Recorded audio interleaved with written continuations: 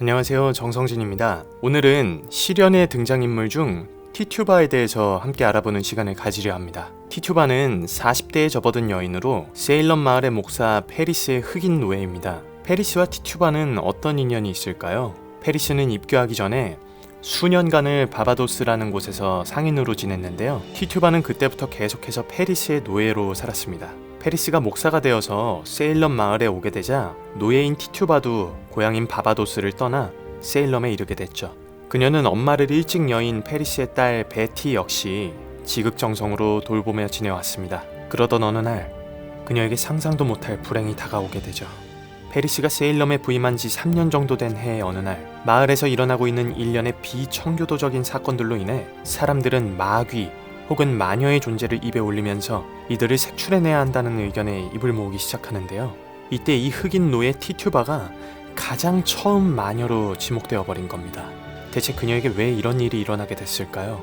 바로 마녀 사냥의 발단이 된 사건에 페리스의 조카인 에비게일과 그의 딸 베티 그리고 페리스의 노예인 티튜바 본인이 연관되어 있었기 때문입니다. 그럼 어떤 내용인지 같이 한번 살펴보시죠. 존 프락터와의 부적절한 관계로 인해 더 이상 그의 집에서 일하지 못하게 된 에비게일은 프락터의 아내이자 자신을 해고한 엘리자베스에게 심한 악감정을 가지게 되고 엘리자베스가 자신과 프락터 사이의 유일한 장애물이라고 생각하면서 그녀가 이 세상에서 없어져 버렸으면 좋겠다는 생각까지 이르게 됩니다. 이에 에비게일은 티튜바를 불러서 엘리자베스가 죽을 수 있도록 부적을 달라고 하고 주술을 부리게 합니다.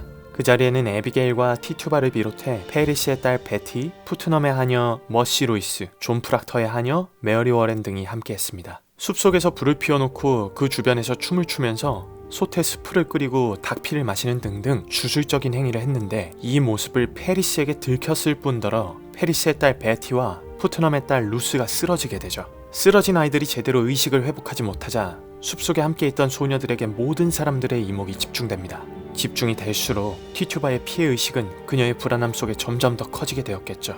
당시 세일럼은 아주 엄격한 청교도인들의 도시로 소녀들이 주술이나 마술을 부렸다는 것이 밝혀지면 그들은 교수형에 처해질 수도 있는 사회였는데요. 이 모든 것을 주도한 에비게일은 위기감을 느끼게 되고 이때부터 자신의 주특기인 가장을 하기 시작합니다. 어른들의 대화를 통해 마녀와 마귀에 대한 논쟁이 오간다는 것을 알게 된 에비게일은 그들이 자신을 추궁하기 시작하자 모든 것이 티튜바의 위협으로 인한 것이었고 티튜바가 아주 오랫동안 자신에게 귀신을 보내거나 밤마다 나타나 위협하고 유혹했다는 등의 거짓말을 하기 시작합니다. 티튜바 그녀는 본인 안에 내재되어 있던 불안함이 점점 확신으로 변하게 되었죠. 에비게일의 이 몇 마디로 티튜바는 사건의 중심에 서게 됐고 결국 헤일 목사와 페리스 목사, 푸트넘의 압박으로 자신에게 악마가 찾아와 하나님을 배신하고 페리스를 죽이라고 협박하고 유혹했지만 자신은 악마를 따르지 않았다고 거짓 자백을 합니다.